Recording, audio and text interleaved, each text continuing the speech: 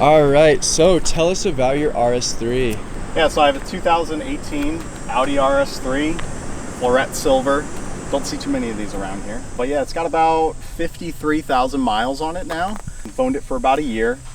And yeah, I mean, the car's great. Yeah. It's honestly a blend of everything that I need, minus I wish they offered a hatchback in the US. It's the only gripe I have about the car. Yeah, I mean, even as a sedan, the rear end is beautiful. So. Yeah, no, the aesthetics, like the visuals of the car are just breathtaking. I love the form factor. It's amazing. Absolutely. And I mean, right up front, obviously you have the full blacked out, and this is the black optics. Yeah, so it has pretty much every package except for the Dynamic Plus black optics.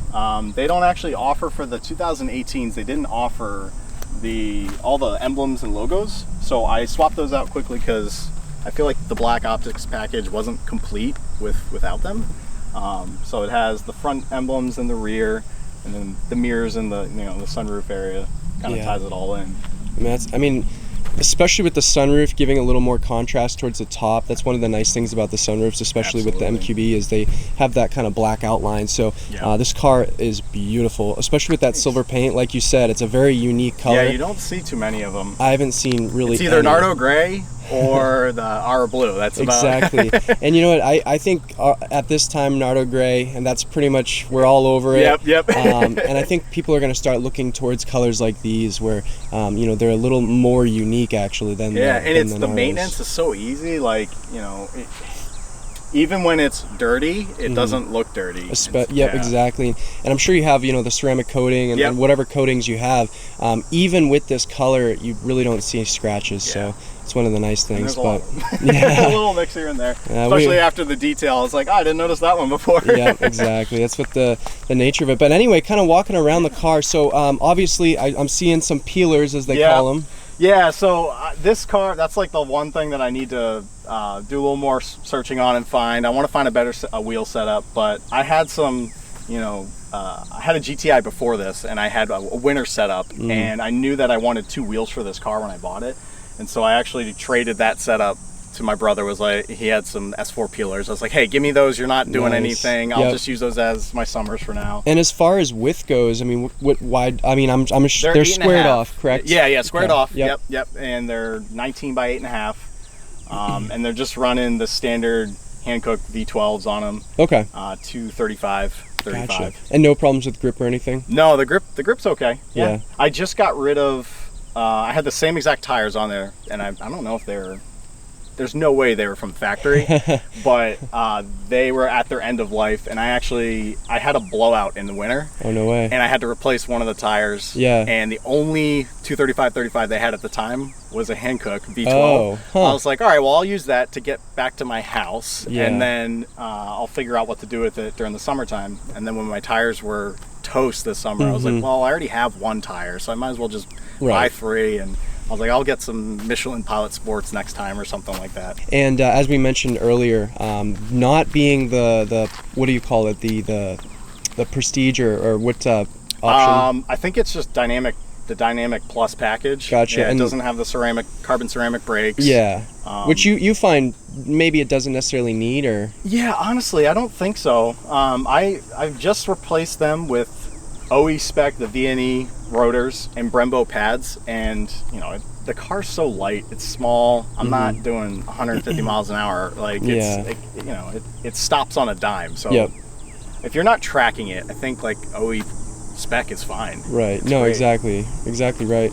And yeah, kind of walking around the back of the car, we see a little rear spoiler action going. Yeah. And obviously, the elephant in the room. Let's talk about those exhaust tips as well. What exhaust are we running? I'm running the Miltech non-resonated catback exhaust with the black tips. I think they're called like Cerakoted or Keratoed, or I don't know. Sounds about right. Whatever the coating is, matches obviously the black optics, and it looks great. And it sounds great as well.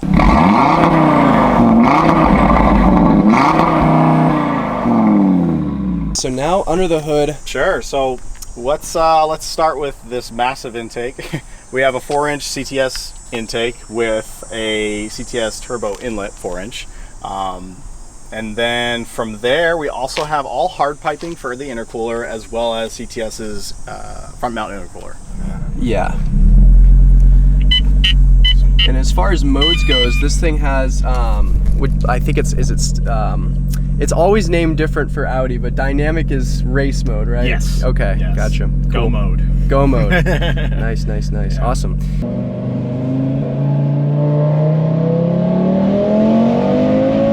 Wow.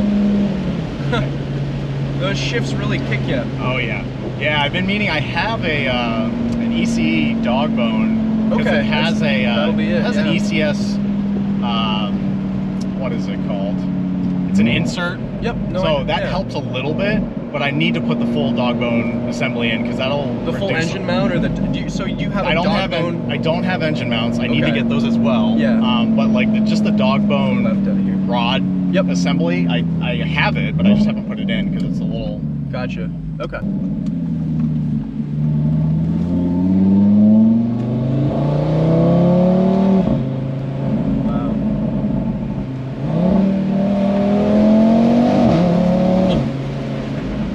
Those shifts are just unbelievable. Oh yeah, it's so fast. Oh, yeah. And there's no body roll. I mean, we really haven't been, at the limit. Obviously, that's not the name of the game today, but it's still super composed. I mean, there's really not much play. And with this Haldex, or I guess, is this Haldex? Yes. Okay. Yeah. And obviously, with the the all-wheel drive system, do you have any?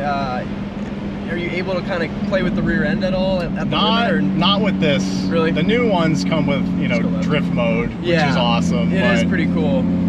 So not really. I think it's like a 60-40 split with these cars. Okay. But that's what all the power's for. You can break loose. Oh, absolutely. Yeah. No. I mean, for sure. Oh my God.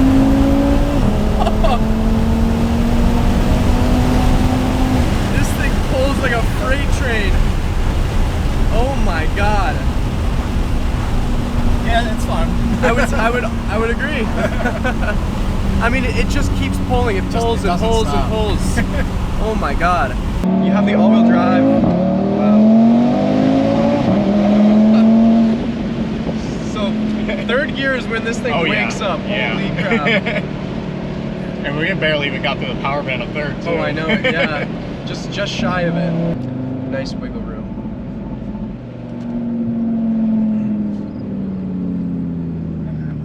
You're ready. All right, and I'm ready when you're ready. 30, 60. Oh my God.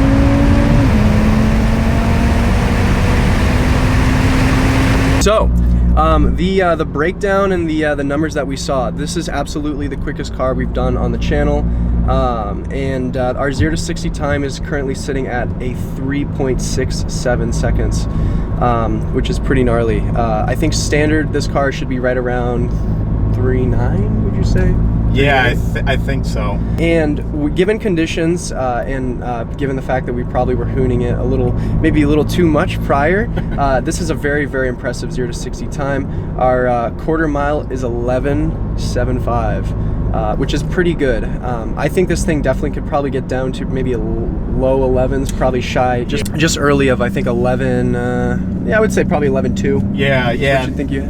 Also, put in the fact the wheel spin we hit on first and second, and you could smell it. Yeah. We definitely, coming off the that exit, we definitely had some tire smell. So, definitely, that was definitely prevalent. So, someday.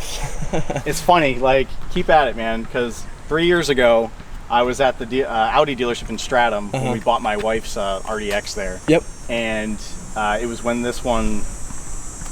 Must have been like just 6 months released. just came out. Yep. And I was sitting in one. I'm like, man, this car someday I'll own one. Right. And just everything kind of clicked last year, and this opportunity came up. I was like, I got to jump on this. Oh, absolutely, yeah. Dream car. Like, if I can own it and But now I'm like, man, it's gonna probably appreciate. Oh, absolutely. And I love the car. I'm like, I don't know if I could bring myself to sell it. Yep. Yeah, no, it's a beast for I'll just sure. enjoy it while I have it. Yeah. No, absolutely. But I mean, yeah, no, it really impressed me. Obviously, just with the sheer performance out of this Daza motor, you know, and the sound, it's quite a thrill ride. You really can't get this experience out of, you know, most cars this size. You get a 4-cylinder, right? Right. To get a 5-cylinder, especially just being a 5-cylinder, being as unique as it is just quite a treat. So obviously, I want to thank you for coming out. Absolutely. It was Thanks for having me. quite a pleasure, and we'll definitely see how this car will how long it'll last on the podium. I'm pretty sure it's there to stay for the rest of the year. So that was a very, very impressive 0 to 60, and maybe you know, we come back to a stage 2 appearance. Maybe we'll see. Good deal. But yeah, we'll leave it at that. Thank you guys so much for watching, and we'll catch you guys in the next video. Peace.